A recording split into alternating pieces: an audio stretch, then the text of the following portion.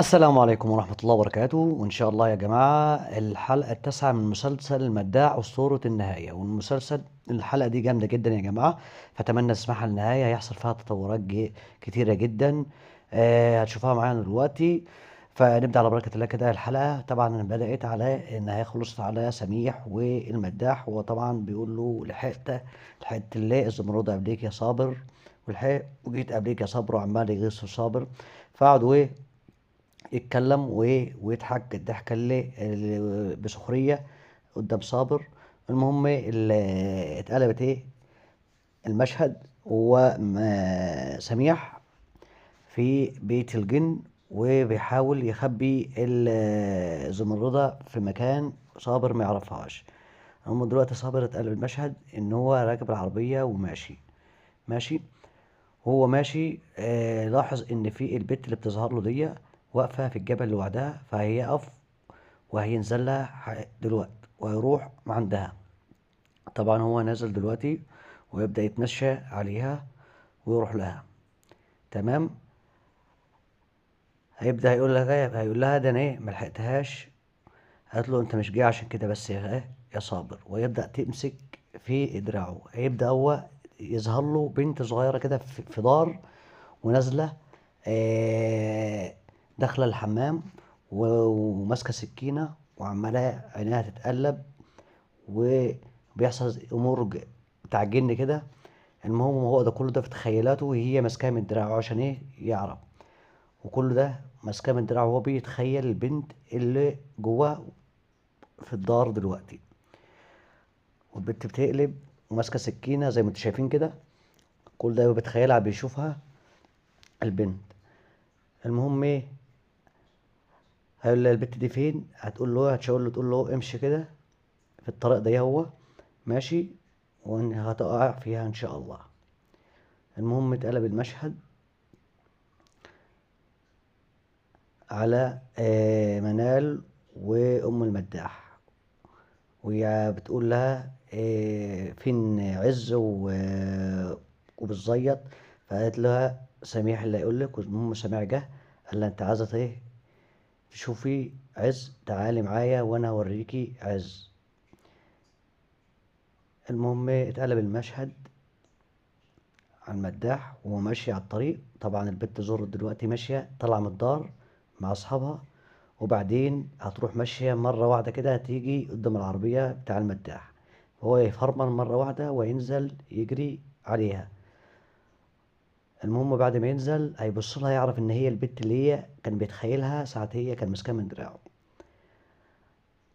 أهو بص لها البصة دي وعمال يتأكد فيها إن هي البت دي اللي هو كان في تخيلاته. المهم الناس هتلم ويقول لك كويس الحمد لله.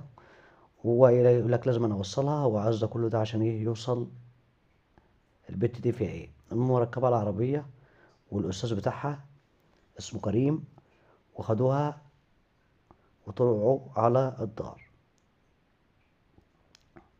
المهم هو اتقلب المشهد اصلا على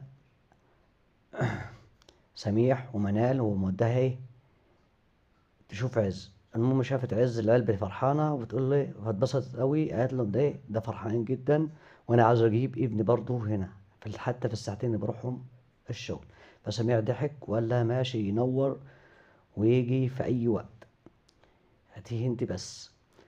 قالت له طب انت بتعمل كده ليه؟ قال لها عشان انا ما بخلفش وبحب العيال، فحبيت اعمل دار ماشي وابسط العيال وشغل ضحك على الدقون زي ما بيقولوا. المهم قال لها تعالى فرجك على الدار، والدار شوف جميلة كده ازاي. وهيتقلب المشهد دلوقتي على المداح وهو راكب العربية والبت معاه وعمال يبص لها ويأكد فيها، يبص لها ويأكد فيها. طبعا الأستاذ هيلاحظ إن هو عمال يبص لها، فيقول له اقف هنا، الدار هناك هي دار الرحمة. المهم هينزل والعيلة هتنزل ويبدأ يخش الدار، فهو هيحاول يخش وراها عايز يعرف أي حاجة عنها.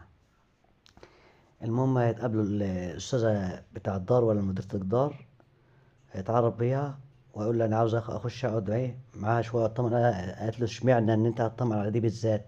لا ما ينفعش، أنت لازم تجيب قرار من الإدارة وهي ما رضتش ان تدخله، لازم تجيب اداره من الوزاره عشان ايه تدخل تقعد معاهم. وقالت له اتفضل، مش ما ينفعش تدخل تقعد معاه.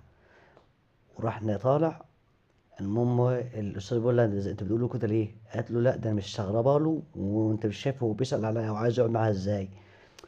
المهم هي هتخش وهو يطلع، هيتكلم معاه ويقول له انت منين، ويقول له من الفيوم، ويطلب ايه، فندق، يقول له انت في الاقصر اصلا ما فيش الا فنادق. المهم قال له هتمشي كده وهتلقى فندق ان شاء الله هتقعد فيه. المهم هيتقلب بالليل المشهد على رحاب، وهي بتقول له في بيت الجن، بتقول له سميع انت هتسيبني كده، هتسيبني كده في السحر ده؟ قول لها اعمل ايه عشان يتفك السحر ده؟ لازما دم من اهلك، يعني تموت حد من اهلها. قالت له موت مين يعني ازاي؟ قال لها شوف انت بقى. قالت له طب ما ايه، ما ينفعش اموت ابني، طب اموت مين؟ قال لها منال. فضلت ايه، استغربت، وبعد ايه المهم راح سايباها وماشيه. اتقلب المشهد على المداح وهو في فندق، هيبص ايه، الاستاذ كريم ده جاي، فهيقول له ايه، انا جاي بس اطمن عليك. فطبعا هو كان جاي له برضه ايه، عارف ان المداح فيه حاجه وجاي البت دي. فالمداح ايه طبعا هيقول له ايه، قول اللي عندك، انت مش جاي عشان ايه تطمن ولا حاجه، قول اللي عندك. المهم هيقعدوا مع بعض دلوقتي، ويقعد ايه يحكوا له على البت دي، ايش اللي بيحصل منها. الآن من مشهد عند منال في البيت، ورحاب راحت لها، فقالت لها اتفضلي، وهي داخله رحاب هتطلع السكينه، فابوها يطلع اللي هو غلاب اللي هو الجن اللي هم فاكرينه عايش. قال لها انت بتعمل ايه، عايزه تقتل اختك؟ فطبعا هي منال هتبص تقول لها ازاي انت عايزه تقتليني ازاي؟ تقتليني ازاي؟ قالت لها ما انت عملتها كذا مره قبل كده، حاولت تموتيني قبل كده كذا مره. فطبعا ابوها طبعا زي ما انتوا عارفين هو جن، فهو وراحت تهاجم عليها بالسكينه، فهجومها بالسكينه هي بتحوش على نفسها، فالسكينه هتروح جايه في مين، في دراع رحاب. زي ما انتوا شايفين كده هتبدا تنام، ويحسبها ان هي ماتت. فابوها بيقول لها ابعد، ايه الحقيقي، حوش السكينه وخبيها، انا خايف عليكي. السكينه. المهم اتقلب المشهد على ابن الدكتور صبيح ده ولا صبحي، وهو بيتكلم في التليفون بيتكلم برنامج الاي ده ولا ايه. المهم ابوه يدخل عليه بالليل يقول له انت بتتكلم مين، يقول له انا بتكلم في حاجه اسمها برنامج الاي. قال له انا على فكره يعني استعملته هو ذكاء اصطناعي وفادني في حاجات كتير. فطبعا الحوار ده كله من سميع. فالبرنامج هو بيقعد يكلمه ويقول له انا مهموم، اعمل ايه وما اعملش ايه. فطبعا كله اللي ايه الصوت طالع من ايه التليفون ان هو سميع الجن.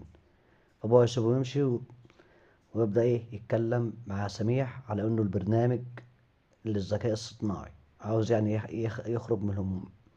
يتقلب المشهد على الايه، على الاستاذ، هو بيحكي له بيقول له ايه، هي بدأت بايه، تبص لها تقوم لوحدها وتخش الحمام بالليل وتصوت وتعمل فيها تصرفات غريبة جدا، وبتعمل تصرفات غريبة. فأقول له أنا عايز أقابلها. المهم قال له ايه، طب المديرة بتمشي على الساعة 9:30 كده، وانا ممكن ادخلك على الساعة 10:30، بس اهم حاجة بشرط البت ما يجرالهاش حاجة. قال له ما تقلقش، قال له عشان كده مش هسيبها، لو البت جرى حاجة ماشي يبقى مسؤولة مني انا. قال له لا ما تقلقش. هيتقلب المشهد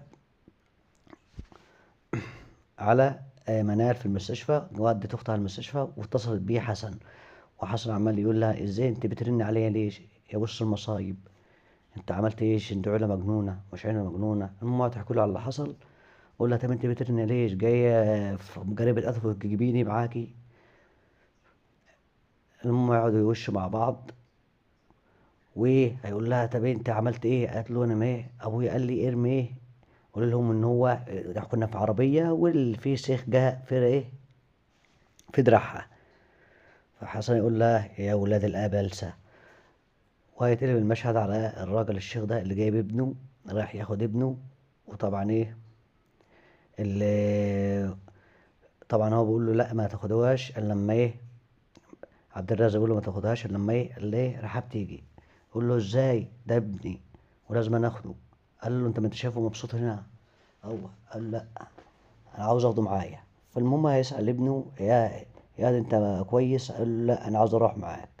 فراح واخده وماشي. فعبد الرازق بيقول له ان خدته هيموت معاك، وبعدين هيقول له والله والله وكده احنا عايشين مع بهايم. المهم الوقت الراجل مشي، واتقلبت المايه انه مداح رايح بالليل، هيدخله بالليل زي ما انتوا شايفين كده.